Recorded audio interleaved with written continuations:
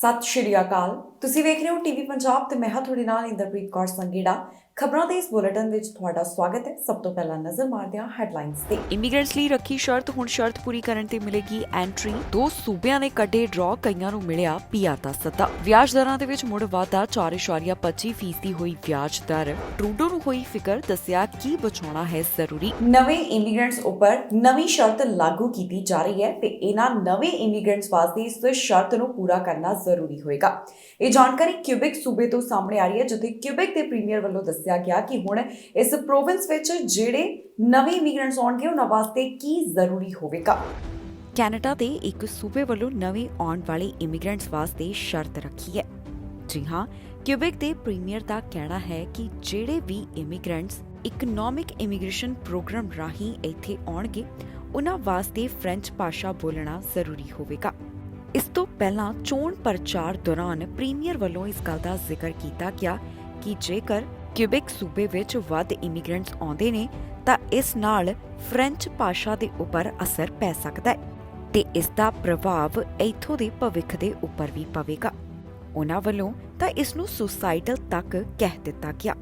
Premier ਵੱਲੋਂ ਉਸ ਵੇਲੇ ਸਪਸ਼ਟ ਕੀਤਾ ਗਿਆ ਸੀ ਕਿ ਉਹ 50,000 ਤੋਂ ਵੱਧ ਸਾਲਾਨਾ ਨਵੇਂ ਪੀਆਰ ਦਾ ਸਵਾਗਤ ਨਹੀਂ ਕਰਨਗੇ।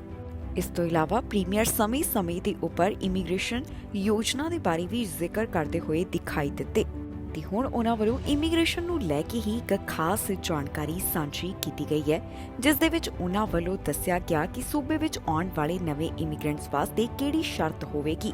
2 ਸੂਬਿਆਂ ਤੋਂ ਇਮੀਗ੍ਰੇਸ਼ਨ ਬਾਰੇ ਜਾਣਕਾਰੀ ਸਾਹਮਣੇ ਆਈ, ਜਿੱਥੇ ਇਹਨਾਂ ਦੋਹਾਂ ਸੂਬਿਆਂ ਵੱਲੋਂ ਜਾਣਕਾਰੀ ਸਾਂਝੀ ਕਰਦਿਆਂ ਦੱਸਿਆ ਗਿਆ ਕਿ ਕਿੰਨੇ ਉਮੀਦਵਾਰਾਂ ਨੂੰ ਇਨਵੀਟੇਸ਼ਨ ਜਾਰੀ ਕੀਤੇ ਗਏ। ਕਿਊਬਿਕ ਤੇ ਮੈਨੀਟੋਬਾ ਪ੍ਰੋਵਿੰਸ ਵੱਲੋਂ ਪੀਐਨਪੀ ਡਰਾਅ ਐਲਾਨ ਕੀਤੇ ਗਏ, ਜਿਸ ਵਿੱਚ ਕਿੰਨੇ ਉਮੀਦਵਾਰਾਂ ਦੀ ਕਿਸਮਤ ਜਾਗੀ ਤੁਹਾਨੂੰ ਦੱਸਾਂਗੇ ਇਸ ਖਬਰ ਵਿੱਚ।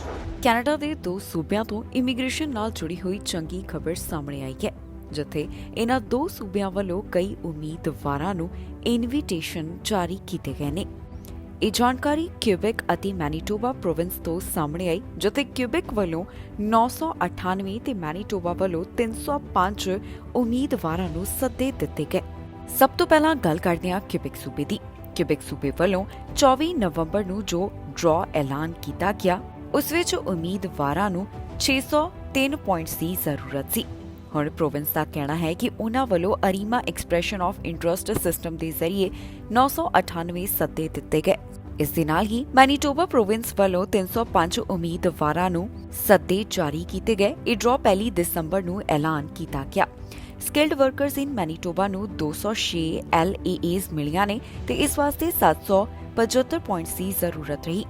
ਇੰਟਰਨੈਸ਼ਨਲ ਐਜੂਕੇਸ਼ਨ ਸਟਰੀਮ ਉਮੀਦਵਾਰਾਂ ਨੂੰ 56 ਸੱਦੇ ਜਾਰੀ ਹੋਏ ਤੇ ਬਾਕੀ ਰਹਿੰਦੇ ਉਮੀਦਵਾਰ ਸਕਿਲਡ ਵਰਕਰਸ ਓਵਰਸੀ ਕੈਂਡੀਡੇਟ ਸਨ। ਦੱਸੀਏ ਕਿ ਕਿਊਬਿਕ ਸੂਬੇ ਵੱਲੋਂ ਹੁਣ ਤੱਕ ਦੀ ਸਾਰੀ ਡਿਟੇਲ ਸਾਂਝੀ ਕਰਦਿਆਂ ਦੱਸਿਆ ਗਿਆ ਕਿ ਕਿਹੜੇ ਡਰਾਅ ਵਿੱਚ ਕਿੰਨੇ ਉਮੀਦਵਾਰਾਂ ਨੂੰ ਇਨਵੀਟੇਸ਼ਨ ਮਿਲੇ ਤੇ ਕਿੰਨੇ ਸਕੋਰਸ ਦੀ ਜ਼ਰੂਰਤ ਰਹੀ। 24 ਨਵੰਬਰ ਸਾਲ 2022 ਦੇ ਡਰਾਅ ਵਿੱਚ 998 ਸੱਦੇ ਦਿੱਤੇ ਗਏ। ਘੱਟੋ ਘੱਟ 603 ਸਕੋਰਸ ਦੀ ਜ਼ਰੂਰਤ ਸੀ।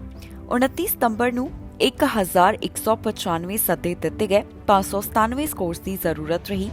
15 ਸਤੰਬਰ ਨੂੰ ਸੱਦੇ 1009 ਤੇ ਸਕੋਰ 563। 8 ਸਤੰਬਰ ਨੂੰ 1202 ਸੱਦੇ ਤੇ ਸਕੋਰ 620। 11 ਅਗਸਤ ਨੂੰ 58 ਸੱਦੇ। 7 ਜੁਲਾਈ ਨੂੰ 351 ਇਨਵੀਟੇਸ਼ਨ। ਮਈ 5 ਨੂੰ 30 ਸੱਦੇ। 7 ਅਪ੍ਰੈਲ ਨੂੰ 33 ਸੱਦੇ। 10 ਮਾਰਚ ਨੂੰ 506 ਸੱਦੇ। 24 ਫਰਵਰੀ ਨੂੰ 306 ਇਨਵੀਟੇਸ਼ਨ। 10 ਫਰਵਰੀ ਨੂੰ 523 ਇਨਵੀਟੇਸ਼ਨ। 27 ਜਨਵਰੀ ਨੂੰ 322 ਸੱਦੇ। 13 ਜਨਵਰੀ ਨੂੰ 512 ਸੱਦੇ ਜਾਰੀ ਕੀਤੇ ਗਏ ਨੇ। ਬੈਂਕ ਆਫ ਕੈਨੇਡਾ ਵੱਲੋਂ ਇੱਕ ਵਾਰ ਫਿਰ ਤੋਂ ਵਿਆਜ ਦਰਾਂ ਵਿੱਚ ਵਾਧਾ ਕੀਤਾ ਗਿਆ। ਇਹ ਵਿਆਜ ਦਰਾਂ ਵਧਾ ਕੇ 4.25% ਕਰ ਦਿੱਤੀਆਂ ਗਈਆਂ ਨੇ।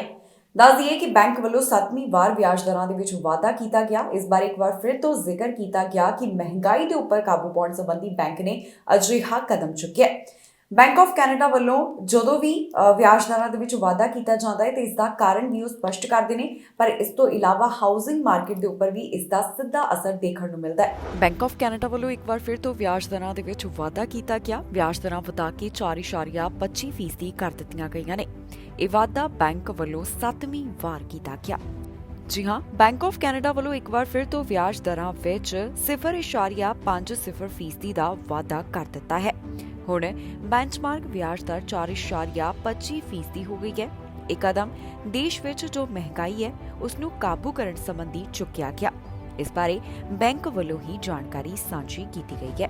ਬੈਂਕ ਆਫ ਕੈਨੇਡਾ ਦੀ ਵਿਆਜ ਦਰ ਉਹ ਦਰ ਹੈ ਜਿਸ ਤੇ ਰੀਟੇਲ ਬੈਂਕਾਂ ਨੂੰ ਕੇਂਦਰੀ ਬੈਂਕ ਤੋਂ ਲੋਨ ਮਿਲਦਾ ਹੈ, ਪਰ ਇਸ ਵਿਆਜ ਦਰ ਦਾ ਅਸਰ ਅੱਗੇ ਤੱਕ ਹੁੰਦਾ ਹੈ ਤੇ ਬੈਂਕ ਤੋਂ ਕਰਜ਼ਾ ਲੈਣਾ ਜਿਵੇਂ ਕਿ ਮਾਰਗੇਜ ਜਾਂ ਫਿਰ ਲਾਈਨ ਆਫ ਕ੍ਰੈਡਿਟ ਵਗੈਰਾ ਵੀ ਮਹਿੰਗੇ ਹੋ ਜਾਂਦੇ ਹਨ। ਦੱਸ ਦਈਏ ਕਿ ਅਰਥਚਾਰੇ ਵਿੱਚ ਆਰਥਿਕ ਗਤੀਵਿਧੀਆਂ ਨੂੰ ਤੇਜ਼ ਕਰਨ ਅਤੇ ਲੋਕਾਂ ਨੂੰ ਖਰੀਦਣ ਤੇ ਇਨਵੈਸਟ ਕਰਨ ਵਾਸਤੇ ਉਤਸ਼ਾਹਿਤ ਕਰਨ ਲਈ ਕੇਂਦਰੀ ਬੈਂਕ ਵਿਆਜ ਦਰ ਵਿੱਚ ਕਟੌਤੀ ਕਰਦਾ ਹੈ ਤੇ ਜਦੋਂ ਮਹਿੰਗਾਈ ਨੂੰ ਕਾਬੂ ਕਰਨਾ ਹੋਵੇ ਤਾਂ ਵਿਆਜ ਦਰਾਂ ਵਿੱਚ ਵਾਧਾ ਕੀਤਾ ਜਾਂਦਾ ਹੈ।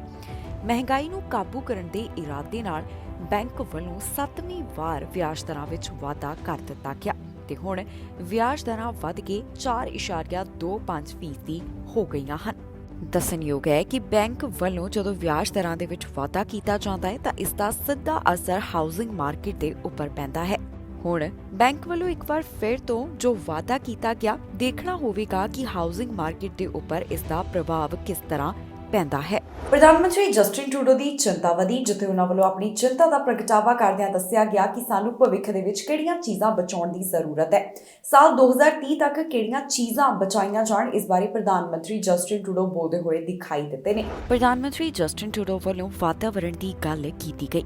ਉਹਨਾਂ ਵੱਲੋਂ ਦੱਸਿਆ ਗਿਆ ਕਿ ਸਾਲ 2030 ਤੱਕ ਦੇਸ਼ ਵਾਸਤੇ ਜਾਂ ਫਿਰ ਵਿਸ਼ਵ ਵਾਸਤੇ ਕੀ ਕਰਨ ਦੀ ਜ਼ਰੂਰਤ ਹੈ। ਅੰਤਰਰਾਸ਼ਟਰੀ ਬਾਇਓਡਾਇਵਰਸਿਟੀ ਦੇ ਮੌਕੇ ਦੇ ਉੱਪਰ ਪ੍ਰਧਾਨ ਮੰਤਰੀ ਜਸਟਿਨ ਟਰੂਡੋ ਬੋਲਦੇ ਹੋਏ ਦਿਖਾਈ ਦਿੱਤੇ, ਜਿੱਥੇ ਉਹਨਾਂ ਦਾ ਕਹਿਣਾ ਹੈ ਕਿ ਸਾਨੂੰ ਮੌਜੂਦਾ ਸਮੇਂ ਜ਼ਮੀਨ ਅਤੇ ਪਾਣੀ ਬਚਾਉਣ ਦੀ ਜ਼ਰੂਰਤ ਹੈ। ਇਸ ਵਾਸਤੇ ਕੀ ਕਹਿਣਾ ਹੈ ਪ੍ਰਧਾਨ ਮੰਤਰੀ ਦਾ, ਆਓ ਤੁਹਾਨੂੰ ਸੁਣਾਉਂਦੇ ਹਾਂ। The world's 5 biggest countries, Russia, Canada and China, the 2 countries involved in hosting this meeting, the US and Brazil, represent over 50% of the world's forests. Canada has the world's longest coastline. Russia has the world's largest boreal forest. And the world's largest wetland, the Pantanal, is primarily in Brazil. That's a big responsibility for big countries. And progress is being made, no doubt. But of the world's 5 biggest countries, none of us is yet at 30% of both our land and waters protected. Now, we don't have to get all the way there by tomorrow, but by 2030, we all really do. By 2030, we must halt and reverse biodiversity loss. And a key part of doing that is protecting 30% of the world's land and waters. Every leader must be telling their negotiators to bring this ambition to the table as we reach a final framework here over the next 2 weeks. For our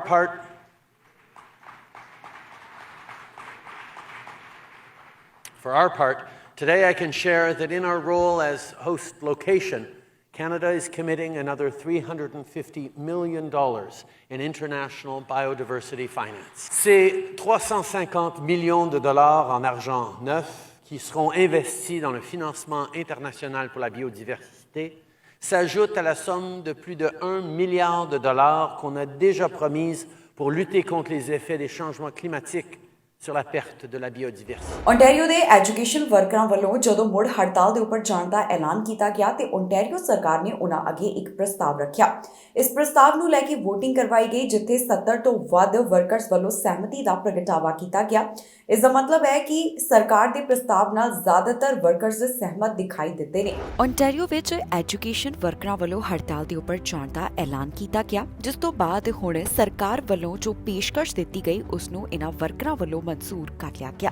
ਹੁਣ ਇਸ ਸਾਰੇ ਮਾਮਲੇ ਤੋਂ ਬਾਅਦ CUPE Ontario school board council of union the president ਵੱਲੋਂ ਆਪਣੇ ਵਿਚਾਰ ਸਾਂਝੇ ਕੀਤੇ ਗਏ, ਜਿੱਥੇ ਉਹਨਾਂ ਨੇ ਦੱਸਿਆ ਕਿ 73% ਮੈਂਬਰਾਂ ਵੱਲੋਂ ਸਹਿਮਤੀ ਦਾ ਪ੍ਰਗਟਾਵਾ ਕੀਤਾ ਗਿਆ।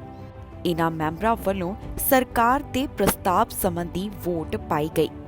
ਇਸ ਤੋਂ ਇਲਾਵਾ ਉਹਨਾਂ ਦਾ ਸਥਿਤੀ ਬਾਰੇ ਕੀ ਕੁਝ ਕਹਿਣਾ ਹੈ, ਆਓ ਤੁਹਾਨੂੰ ਸੁਣਾਉਂਦੇ ਹਾਂ। In an online ratification vote for the last week and a half, frontline education workers, many of whom have second or even third jobs, have had the opportunity to make their voices heard. That ratification vote closed last night.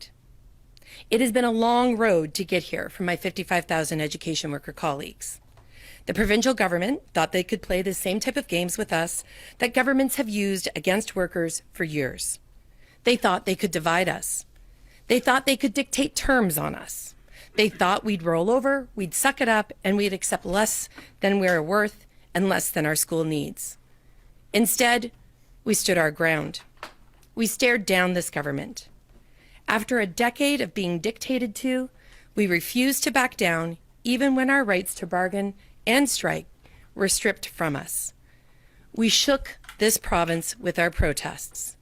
We showed Ontarians that you can stand up to a bully for what is just and right.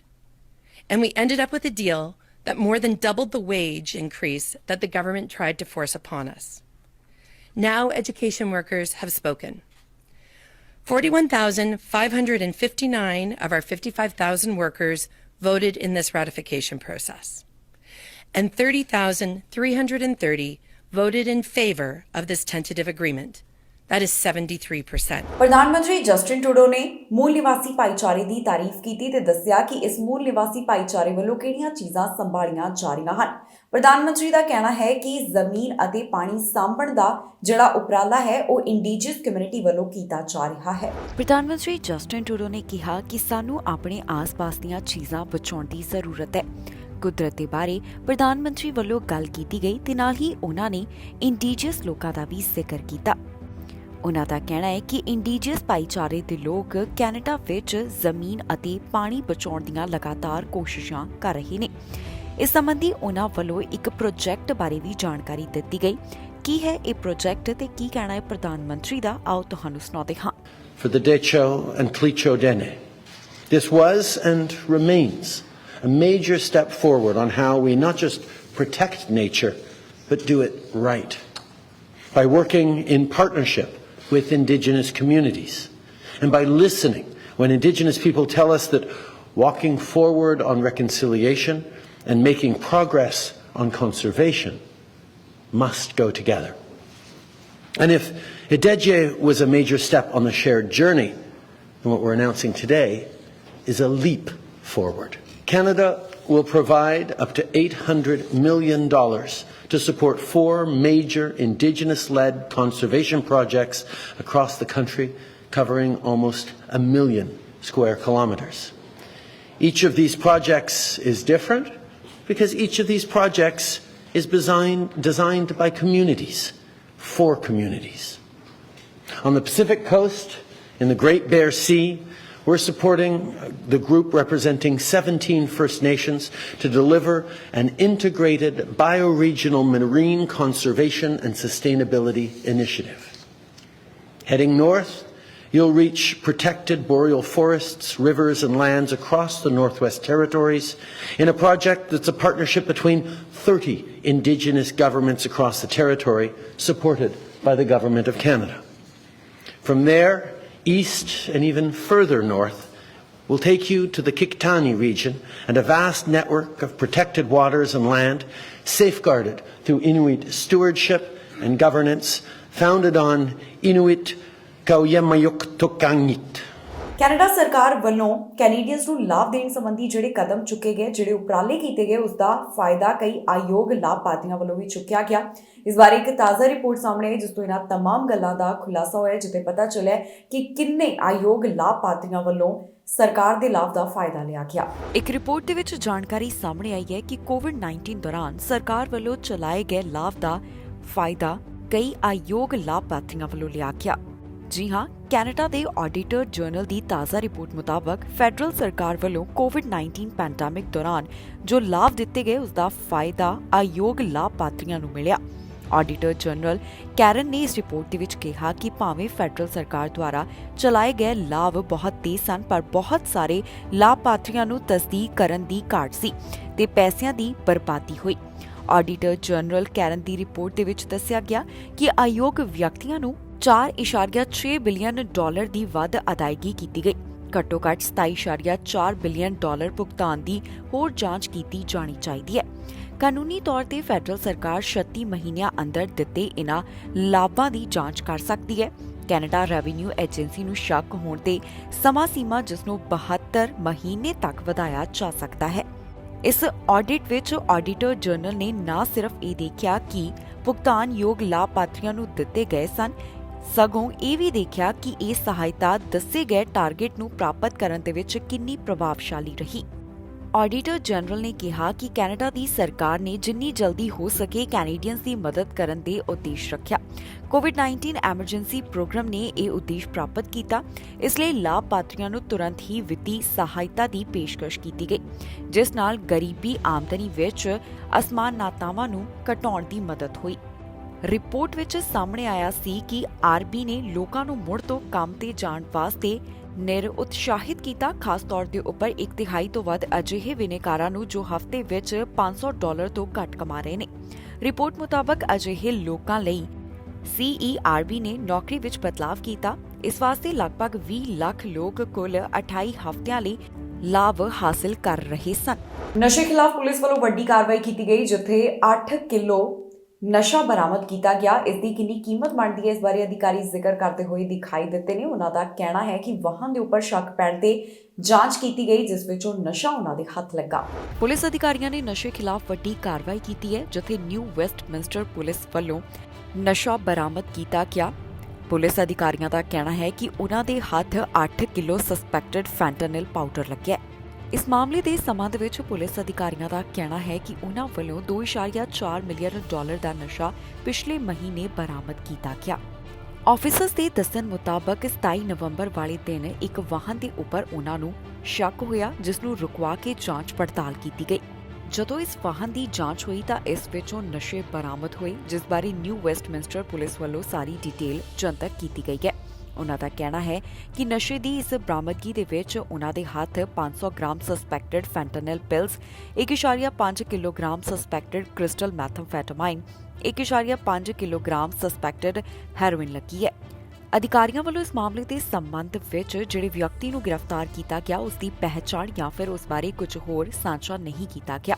Police ਅਧਿਕਾਰੀਆਂ ਦਾ ਕਹਿਣਾ ਹੈ ਕਿ ਉਹ ਇਸ ਮਾਮਲੇ ਦੀ ਵਧੇਰੇ ਜਾਂਚ ਪੜਤਾਲ ਕਰ ਰਹੇ ਹਨ, ਜਿਸ ਤੋਂ ਬਾਅਦ ਅਗਲੀ ਅਪਡੇਟ ਜਾਰੀ ਕੀਤੀ ਜਾਵੇਗੀ। ਕੈਨੇਡਾ ਦੇ ਇੱਕ ਹਿੱਸੇ ਤੋਂ ਅਜਿਹਾ ਮਾਮਲਾ ਸਾਹਮਣੇ ਆਇਆ, ਜਿੱਥੇ 3 ਵਾਹਨਾਂ ਦੀ ਟੱਕਰ ਹੋਈ ਹੈ। ਇਸ ਘਟਨਾ ਵਿੱਚ 4 ਜਾਣੇ ਜ਼ਖਮੀ ਹੋਏ, ਜਿਨ੍ਹਾਂ ਨੂੰ ਹਸਪਤਾਲ ਵਿੱਚ ਭਰਤੀ ਕਰਵਾਇਆ ਗਿਆ।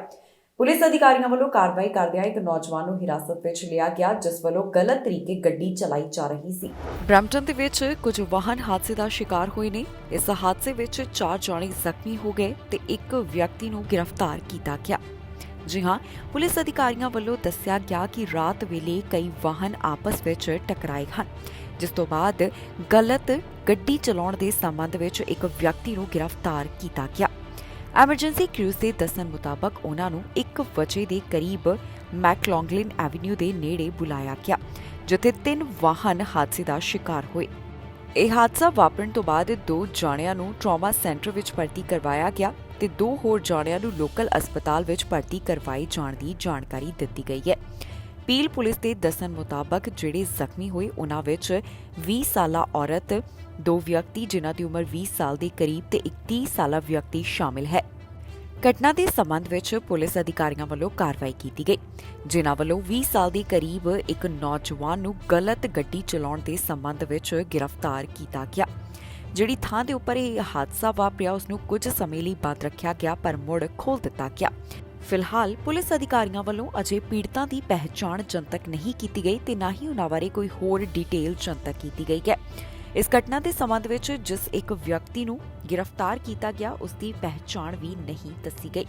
ਪੁਲਿਸ ਆਫੀਸਰਸ ਦਾ ਕਹਿਣਾ ਹੈ ਕਿ ਉਹ ਇਸ ਮਾਮਲੇ ਦੀ ਜਾਂਚ ਪੜਤਾਲ ਕਰ ਰਹੇ ਨੇ, ਜਿਸ ਤੋਂ ਬਾਅਦ ਅਗਲੀ ਅਪਡੇਟ ਜਾਰੀ ਕੀਤੀ ਜਾਵੇਗੀ। ਹੁਣ ਤੱਕ ਦੀ ਜਾਣਕਾਰੀ ਦੇ ਵਿੱਚ ਇਹਨਾਂ तमाम ਗੱਲਾਂ ਦਾ ਜ਼ਿਕਰ ਕੀਤਾ ਗਿਆ। ਕੈਨੇਡਾ ਦੇ ਇੱਕ ਹਿੱਸੇ ਤੋਂ ਅਜਿਹਾ ਮਾਮਲਾ ਸਾਹਮਣੇ ਆਇਆ, ਜਿੱਥੇ ਘਰ ਵਿੱਚ ਰਾਤ ਵੇਲੇ ਅੱਗ ਲੱਗੀ। ਪੀੜਤ ਨੂੰ ਹਲਕੀਆਂ ਸੱਟਾਂ ਆਈਆਂ ਨੇ, ਜਿਸ ਨੂੰ ਹਸਪਤਾਲ ਵਿੱਚ ਭਰਤੀ ਕਰਵਾਇਆ ਗਿਆ। ਪੁਲਿਸ ਇਸ ਸਾਰੇ ਮਾਮਲੇ ਦੀ ਜਾਂਚ ਕਰ ਰਹੀ ਹੈ। ਪੀੜਤ ਦੀ ਪਹਿਚਾਣ ਨਹੀਂ ਦੱਸੀ ਗਈ। ਮਿਲਟਨ ਤੋਂ ਇੱਕ ਅਜਿਹਾ ਮਾਮਲਾ ਸਾਹਮਣੇ ਆਇਆ, ਜਿੱਥੇ ਘਰ ਵਿੱਚ ਅੱਗ ਲੱਗ ਗਈ। ਅੱਗ ਲੱਗਣ ਕਾਰਨ ਇੱਕ ਵਿਅਕਤੀ ਜ਼ਖਮੀ ਹੋਇਆ, ਜਿਸ ਨੂੰ ਹਸਪਤਾਲ ਵਿੱਚ ਭਰਤੀ ਕਰਵਾਇਆ ਗਿਆ। ਹਾਲਟਨ ਪੁਲਿਸ ਦੇ ਦੱਸਣ ਮੁਤਾਬਕ ਇਹ ਮਾਮਲਾ 8 ਵਜੇ ਦੇ ਕਰੀਬ ਸ਼ੈਰਵੁੱਡ ਰੋਡ ਦੇ ਨੇੜਿਓਂ ਸਾਹਮਣੇ ਆਇਆ। ਜਦੋਂ ਅਧਿਕਾਰੀ ਮੌਕੇ ਵਾਲੀ ਥਾਂ ਤੇ ਉੱਪਰ ਪਹੁੰਚੇ ਤਾਂ ਆਸ-ਪਾਸ ਦੇ ਲੋਕਾਂ ਵੱਲੋਂ ਦੱਸਿਆ ਗਿਆ ਕਿ ਇੱਕ ਵਿਅਕਤੀ ਘਰ ਅੰਦਰ ਹੀ ਮੌਜੂਦ ਹੈ, ਜਿੱਥੇ ਅੱਗ ਲੱਗੀ। ਫਿਰ ਪੁਲਿਸ ਅਫਸਰ ਘਰ ਦੇ ਵਿੱਚ ਦਾਖਲ ਹੋਏ ਤੇ ਉਹਨਾਂ ਵੱਲੋਂ ਇਸ ਵਿਅਕਤੀ ਨੂੰ ਸੁਰੱਖਿਅਤ ਬਾਹਰ ਕੱਢਿਆ ਗਿਆ। ਪੀੜਤ ਨੂੰ ਹਲਕੀਆਂ ਸੱਟਾਂ ਆਈਆਂ, ਜਿਸ ਨੂੰ ਹਸਪਤਾਲ ਵਿੱਚ ਇਲਾਜ ਲਈ ਲੈ ਕੇ ਜਾਇਆ ਗਿਆ। ਇਸ ਤੋਂ ਬਾਅਦ ਪੁਲਿਸ ਅਧਿਕਾਰੀਆਂ ਵੱਲੋਂ ਅਜੇ ਇਸ ਸੰਬੰਧ ਵਿੱਚ ਕੋਈ ਬਹੁਤੀ ਜਾਣਕਾਰੀ ਸਾਂਝੀ ਨਹੀਂ ਕੀਤੀ ਗਈ। ਘਰ ਵਿੱਚ ਅੱਗ ਕਿਵੇਂ ਲੱਗੀ, ਇਸ ਦੇ ਕਾਰਨ ਵੀ ਪਤਾ ਲਗਾਉਣ ਦੀ ਲਗਾਤਾਰ ਕੋਸ਼ਿਸ਼ ਜਾਰੀ ਹੈ, ਕਿਉਂਕਿ ਅਜੇ ਤੱਕ ਕਾਰਨ ਸਪਸ਼ਟ ਨਹੀਂ ਹੋ ਸਕੇ। ਪੀੜਤ ਵਿਅਕਤੀ ਦੇ ਬਾਰੇ ਵੀ ਕੋਈ ਬਹੁਤੀ ਜਾਣਕਾਰੀ ਨਹੀਂ ਦੱਸੀ ਗਈ। ਸਿਰਫ ਤੇ ਸਿਰਫ ਇਹੀ ਕਹਿਣਾ ਹੈ ਕਿ ਉਸ ਨੂੰ ਹਲਕੀਆਂ ਸੱਟਾਂ ਆਈਆਂ ਤੇ ਹਸਪਤਾਲ ਵਿੱਚ ਭਰਤੀ ਕਰਵਾਇਆ ਗਿਆ। ਹੁਣ ਪੁਲਿਸ ਅਧਿਕਾਰੀ ਇਸ ਮਾਮਲੇ ਦੇ ਸੰਬੰਧ ਵਿੱਚ ਵਧੇਰੇ ਜਾਂਚ ਪੜਤਾਲ ਕਰ ਰਹੇ ਨੇ, ਜਿਸ ਤੋਂ ਬਾਅਦ ਅਗਲੀ ਅਪਡੇਟ ਜਾਰੀ ਕੀਤੀ ਜਾਵੇਗੀ। ਸਕੂਲਾਂ ਵਿੱਚ ਇੱਕ ਵਾਰ ਫਿਰ ਤੋਂ ਬੱਚੇ ਮਾਸਕ ਪਾ ਕੇ ਜਾਣਗੇ, ਜਿਸ ਦੇ ਬਾਰੇ ਸਿੱਖਿਆ ਮੰਤਰੀ ਜ਼ਿਕਰ ਕਰਦੇ ਹੋਏ ਦਿਖਾਈ ਦਿੱਤੇ। ਓਨਟਾਰੀਓ ਪ੍ਰੋਵਿੰਸ ਦੇ ਨਾਲ ਜੁੜੀ ਹੋਈ ਇਹ ਜਾਣਕਾਰੀ ਸਾਹਮਣੇ ਆਈ, ਜਿੱਥੇ ਦੱਸਿਆ ਗਿਆ ਕਿ ਕਿਹੜੇ ਸਕੂਲਾਂ ਦੇ ਵਿੱਚ ਬੱਚਿਆਂ ਲਈ ਹੁਣ ਮਾਸਕ ਮੁੜ ਤੋਂ ਪਾਉਣ ਦੀ ਜੋ ਸਲਾਹ ਹੈ ਉਹ ਦਿੱਤੀ ਜਾ ਰਹੀ ਹੈ ਤੇ ਇਸ ਦੇ ਪਿੱਛੇ ਕੀ ਕਾਰਨ ਹੈ, ਇਹ ਵੀ ਸਿੱਖਿਆ ਮੰਤਰੀ ਵੱਲੋਂ ਦੱਸਿਆ ਗਿਆ। ਸਕੂਲਾਂ ਦੇ ਵਿੱਚ ਇੱਕ ਵਾਰ ਫਿਰ ਤੋਂ ਮਾਸਕ ਪਾਉਣੇ ਜ਼ਰੂਰੀ ਹੋਣਗੇ। ਜੀ ਹਾਂ, ਹੈਮਿਲਟਨ ਪਬਲਿਕ ਸਕੂਲਸ ਦੇ ਵਿੱਚ ਹੁਣ ਇੱਕ ਵਾਰ ਫਿਰ ਤੋਂ ਮਾਸਕ ਪਾਉਣ ਵਾਸਤੇ ਕਿਹਾ ਜਾ ਰਿਹਾ ਹੈ। ਇਸ ਸੰਬੰਧ ਵਿੱਚ VOTING ਕਰਵਾਈ ਗਈ, ਜਿੱਥੇ 10 ਲੋਕਾਂ ਵੱਲੋਂ ਸਹਿਮਤੀ ਦਾ ਪ੍ਰਗਟਾਵਾ ਕੀਤਾ ਗਿਆ ਤੇ 3 ਲੋਕਾਂ ਨੇ ਇਸ ਵਿਰੁੱਧ ਵੋਟ ਪਾਈ। ਹੁਣ VOTING ਤੋਂ ਬਾਅਦ ਇਹ ਗੱਲ ਕਹੀ ਜਾ ਰਹੀ ਹੈ ਕਿ ਇਨ੍ਹਾਂ ਸਕੂਲਾਂ ਦੇ ਵਿੱਚ ਬੱਚਿਆਂ ਵਾਸਤੇ ਮਾਸਕ ਪਾਉਣਾ ਜ਼ਰੂਰੀ ਹੋਵੇਗਾ। ਇਸ ਸਾਰੇ ਮਾਮਲੇ ਬਾਰੇ ਸਿੱਖਿਆ ਮੰਤਰੀ ਵੀ ਗੱਲ ਕਰਦੇ ਹੋਏ ਦਿਖਾਈ ਦਿੱਤੇ। ਉਨ੍ਹਾਂ ਵੱਲੋਂ ਹੁਣ ਇਸ ਨਵੇਂ ਨਿਯਮ ਦੇ ਬਾਰੇ ਕੀ ਕੁਝ ਕਿਹਾ ਜਾ ਰਿਹਾ ਹੈ, ਆਓ ਤੁਹਾਨੂੰ ਸੁਣਾਉਂਦੇ ਹਾਂ। And our mission in this province is to ensure the next generation of workers is highly skilled, is financially literate, technologically savvy, and ready for the jobs of tomorrow. Which leads me to today's announcement that I'm very proud to confirm that we're going to be expanding the dual credit program in this province, which will provide more opportunities for students for both apprenticeship and technological education programs. And so today, Peter, David, Patrice, and I, on behalf of our Premier, Doug Ford, are pleased to announce a $4.8 million investment to provide an additional 1,800 students entering apprenticeship training and technical education courses. In addition, we're adding opportunities for another 420 students in the early childhood education-related courses. Together, this represents 2,200 more students in dual credits over the next 2 years. And we believe it is absolutely critical we do this because we need more people, more young people, to fulfill the promising careers within the skilled trades. It's why we're demonstrating through this investment in the dual credit program. A trade certificate, as we know, has every bit of value as a degree. This nearly $5 million increased investment will also help us address an expected skill shortage of critical workers across the economy. With Ontario's dual credit program, students benefit from the supervision and support of a college instructor and the dual credit teacher at their school. And now we're allowing non-college training delivery, such as trade unions, to also provide their support and expertise. ਇਸ ਦੇ ਨਾਲ ਹੀ ਜਾਂਦੇ ਇੱਕ ਵਾਰ ਫਿਰ ਤੋਂ ਨਜ਼ਰ ਮਾਰਦੇ ਹਾਂ ਹੈਡਲਾਈਨਸ ਤੇ। ਇਮੀਗ੍ਰੈਂਟਸ ਲਈ ਰੱਖੀ ਸ਼ਰਤ, ਹੁਣ ਸ਼ਰਤ ਪੂਰੀ ਕਰਨ ਤੇ ਮਿਲੇਗੀ ਐਂਟਰੀ। 2 ਸੂਬਿਆਂ ਨੇ ਕੱਢੇ ਡਰਾਅ, ਕਈਆਂ ਨੂੰ ਮਿਲਿਆ PR ਦਾ ਸੱਦਾ। ਵਿਆਜ ਦਰਾਂ ਦੇ ਵਿੱਚ ਮੁੜ ਵਾਧਾ, 4.25% ਦੀ ਹੋਈ ਵਿਆਜ ਦਰ। ਟਰੂਡੋ ਨੂੰ ਹੋਈ ਫਿਕਰ, ਦੱਸਿਆ ਕੀ ਬਚਾਉਣਾ ਹੈ ਜ਼ਰੂਰੀ। ਖਬਰਾਂ ਦੇ ਇਸ ਬੁਲੇਟਿਨ ਵਿੱਚ ਨਹੀਂ। ਫਿਲਹਾਲ ਮੈਨੂੰ ਇੰਦਰਪ੍ਰੀਤ ਕੌਰ ਸੰਗੇੜਾ ਨੂੰ ਦਿਓ ਇਜਾਜ਼ਤ ਤੇ ਤੁਸੀਂ ਵੇਖਦੇ ਰਹੋ TV ਪੰਜਾਬ।